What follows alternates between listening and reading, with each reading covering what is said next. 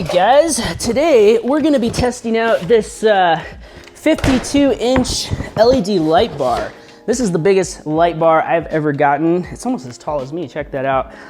So it'll be cool to see what one of the big ones is like. And this is the MICTUNING Magical M2. And apparently this thing can come in a quad row LED light bar or a dual row. It doesn't actually have which one it is check marked on here. However, according to the specs on the box, the dual row LED light bar is actually quite a bit brighter. So this thing costs just about around $60, and I think I saw it on sale once for like around more like 50, but you know, the price could always change. This thing is pretty cheap for how big it is, so it will be pretty interesting. And also, full disclosure guys, MICTUNING did send me this light bar for free, which is good because I'm really gonna put this thing to the test because they have a lot of interesting claims on here and see if it actually lives up to what they say. For starters, it does say it's strong and sturdy, so let's get this thing unboxed.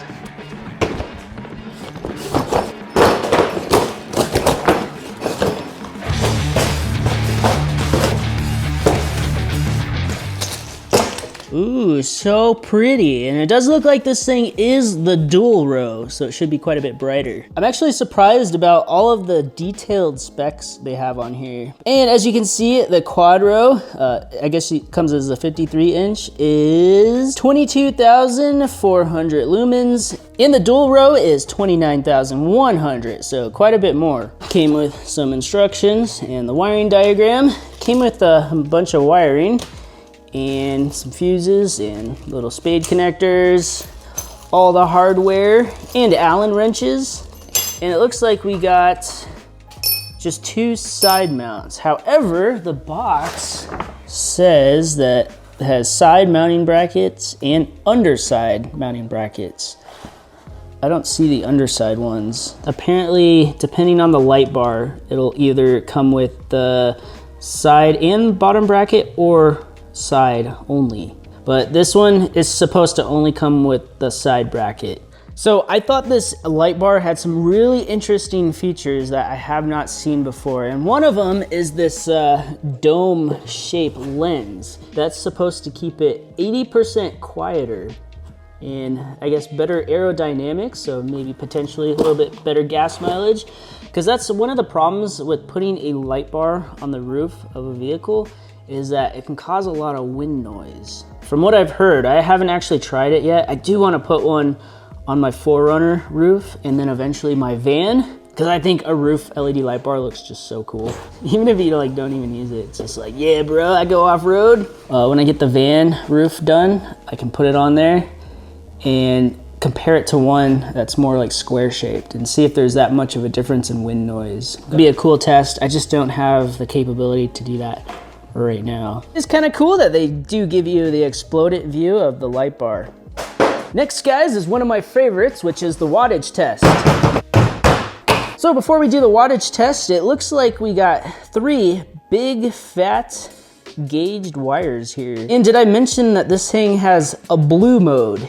Yes, a blue mode, because you need blue. So here is the wiring. It comes with the relay and a fuse, some ring terminals. Seems pretty thick. And we actually have 2 switches. These switches are pretty cool. I'm assuming this one is for the blue mode, and then this one is maybe for the regular super bright. I wouldn't say the wiring is like super duper long. That was one of the bad reviews, is that the wiring wasn't long enough. And also, it comes with 2 fuses. One's a 20 amp, one's a 30 amp. I don't know why it comes with both. And this one is a 25 amp, so okay. But hopefully we won't be popping fuses. And it also does come with covered male spade terminals. These are my all-time favorite crimpers, by the way. Crimp them real good. And I'll just plug these puppies in. So I'm assuming black goes to black, red goes to red, and white goes to yellow. I just got the 12-volt power supply here.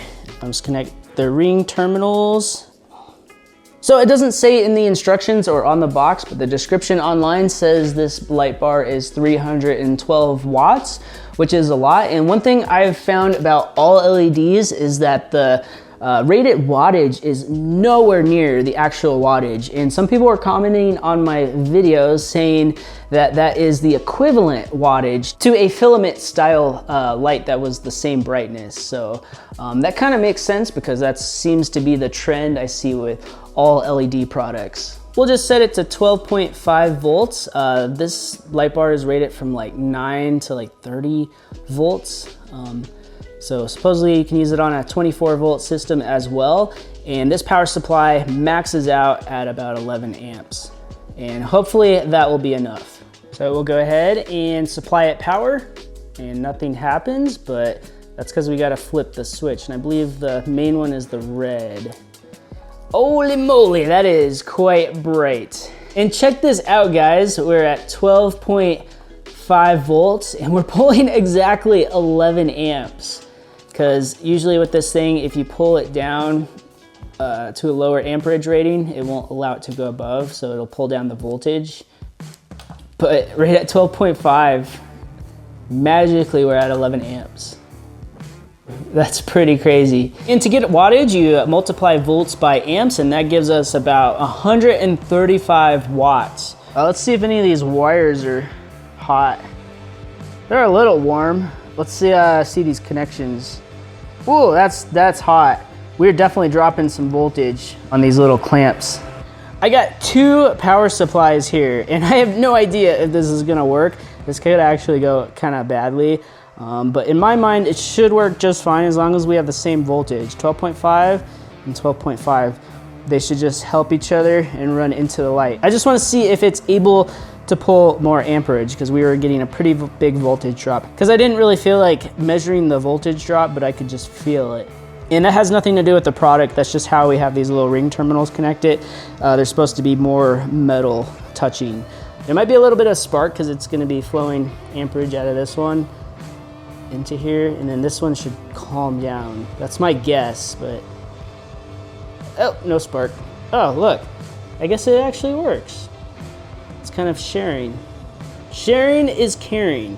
Let me see if I can get a better connection on here. So once I do the math, we're pulling about 149 watts. I'm not 100% sure these are completely accurate, but they're probably close enough. It is interesting how that one is pulling lower amperage than that one. Anyways, let's give these a touch. Oh, they're nice and cool now. So we're kind of splitting up that surface area. We're probably not dropping as much voltage.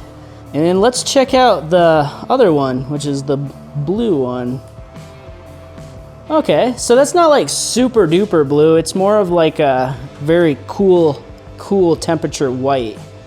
So I was like thinking it kind of looks more blue on camera than it does in real life.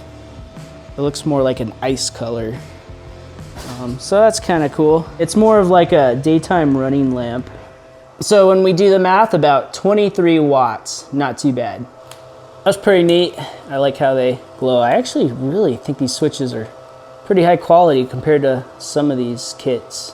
All right, so it's kind of interesting. It gives you like the beam patterns for all the different size lights. And it's interesting how some of them are more of a flood pattern and some of them are a spot. And we got this one right here. So we have a little bit of a drive beam pattern and a whole lot of spot pattern.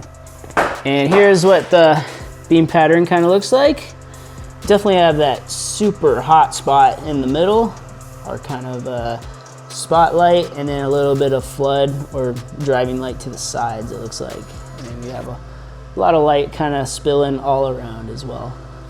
Oh goodness, it's windy out here, but it's like 3 a.m. so hopefully we don't upset the neighbors, because I think it's a good test to compare like a late 90s basic, filament style headlight to LEDs, because everybody kind of like has an idea in their head how bright your basic filament style bulb headlights are. So we'll go ahead and start this guy up. Turn my headlamp off. And I also got all the house lights off as well. so it doesn't interfere with the test.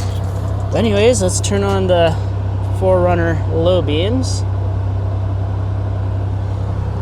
And I'm gonna set you guys right here and then lock the exposure so we can get an actual good test of how bright everything is. Okay, exposure is locked, so that's the Forerunner low beams and high beams on the Forerunner. Back to low. On the light bar. That is quite bright. Dang, it's lighting up that house pretty good out there. Here it is with the ice blue. And then only the ice blue.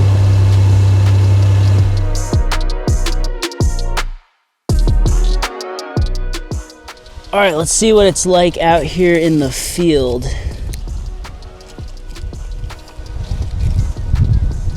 Kind of move it up and down a little bit. Hello neighbors, the aliens are here. So guys, it's like 2 a.m. and of course I gotta water these tomato plants, and this is the perfect time to do a waterproof test on this light bar. And this thing is supposedly IP67 rated, and that means it's supposed to be 100% dust proof, and it's rated to be completely submerged underwater, no more than 1 meter, for at least 30 minutes. And really, I don't think it needs to actually be IP67 rated. It just needs to be able to handle any kind of rain. And I'm not actually gonna submerge it in this video. I just don't really have a place to do that. I guess I could use the bathtub, but really it doesn't need to be submerged underwater. It's not like this thing's going on a submarine. So I'm just going to spray it down really good with the hose. I think I completely sprayed it for about a minute or so and got it from all the different sides. And we'll just dry it off here because every light bar needs a bath. And so far, I don't see any water in the lens. We'll have to see tomorrow if we get any moisture behind here. So they make this thing out to be extremely durable. It literally says on the product description that it is extremely solid, withstands the weight of a car. And it has a mud tire, it looks like a Jeep or something, that's like on top of this thing. Does it really need to withstand the weight of a car? Not really. Most people aren't gonna run this over, but it says it does, so we're gonna test it out.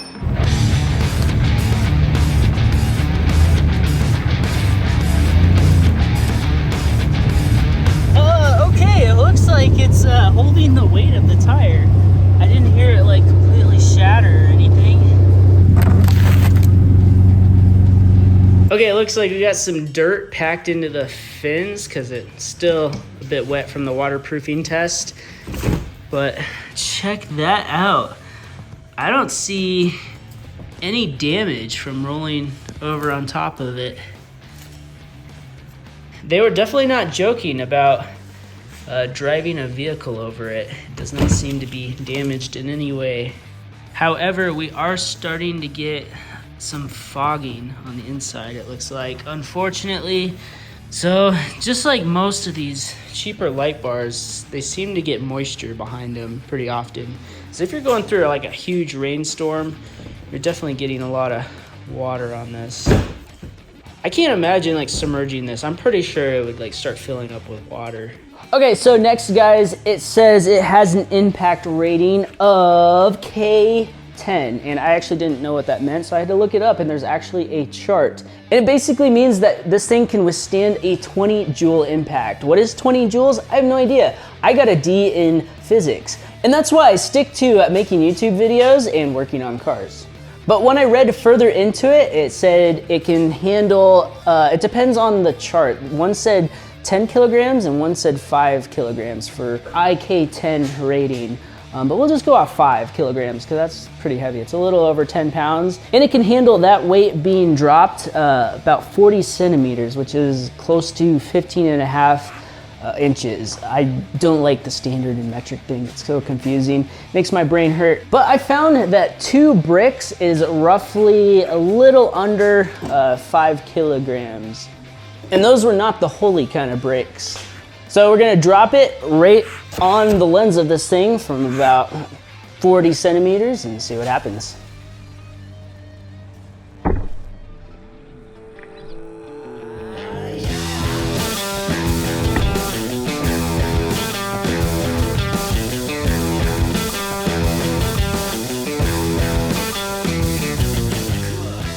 Okay, so the lens handled the double bricks quite well.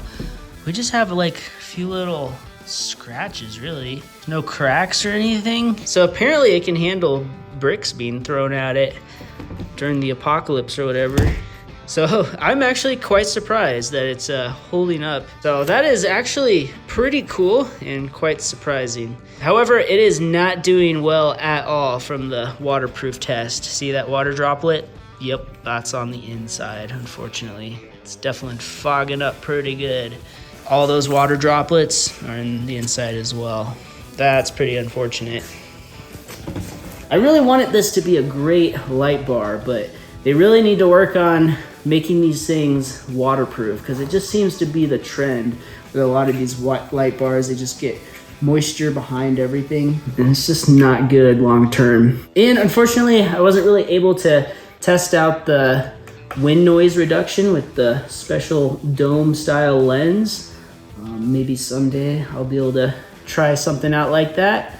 But I think eventually I'm going to install this on the front of the roof rack on the van build I'm doing. I got a cool kind of work roof rack out of the junkyard. It's a little bit rusty, but I'm gonna completely modify it and get rid of the rusty parts. The main parts I wanted was the rain gutter mounts. They're super wide and like super high quality. It was only 40 bucks for everything. But it's gonna be completely different. I'm gonna try to make it a lot lighter because that thing's like 200 pounds. I wanna try to get it down around 100 pounds. But I'm gonna mount this probably on the front, and it'll be a cool like testing platform so I can do like review videos on all of these like light bars that people wanna send me, and actually mount it on there and maybe try it out for like 6 months or something and do like a long-term review. But anyways, guys, I hope you enjoyed this review. I think we had a little bit of fun, but thanks for watching, and I will see you guys next time. Peace out.